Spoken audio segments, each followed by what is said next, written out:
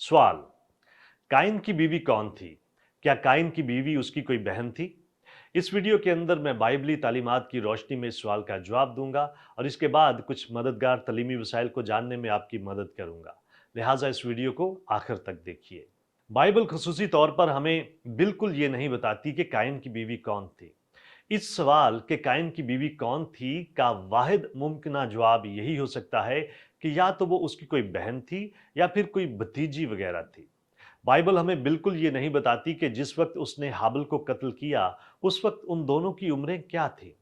अब चूंकि वो दोनों ही अपनी पेशावराना जिंदगी गुजार रहे थे, इसलिए हम ये जानते हैं कि वो दोनों ही पूरी तरह जवान थे और ऐन मुमकिन है कि उस वक्त तक वो अपने अपने खानदानों के साथ रह रहे थे। और जिस वक्त हाबिल कत्ल हुआ उस वक्त तक गालिबन आदम और हवा के और बहुत सारे बच्चे पैदा हो चुके होंगे। बाद में उनके काफी ज्यादा बच्चे पैदा हुए।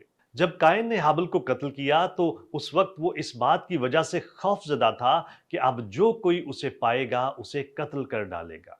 और ये हकीकत इस बात की तरफ इशारा करती है कि उस वक्त तक आदम और हवा के बहुत सारे दीगर बच्चे या फिर बच्चों के बच्चे भी मौजूद होंगे। काइन की बीवी या तो आदम और हवा की बेटी थी या फिर उनकी कोई पोती या नवासी थी। अब चूंकि आदम और हवा पहले दो इंसान थे, इसलिए उनके बच्चों के पास इसके सिवा और कोई चारा ही नहीं था कि वो अपने ही खानदान में बाहमी तौर पर शादियां करें। खुदा ने खानदान के अंदर बाहमी तौर पर शादियां करने को बहुत बाद में मना कर दिया था, जब इस जमीन पर बहुत ज्यादा इंसान हो गए थे और बाहमी तौर पर अपने ही खानदान में शादी करना जरूरी भी नहीं रहा था।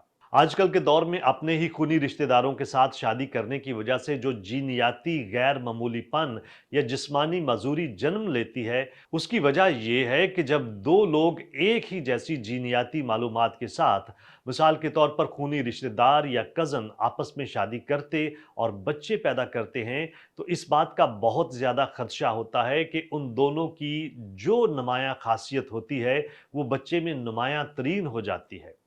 वो कोई बीमारी भी हो सकती है और कोई और चीज भी हो सकती है।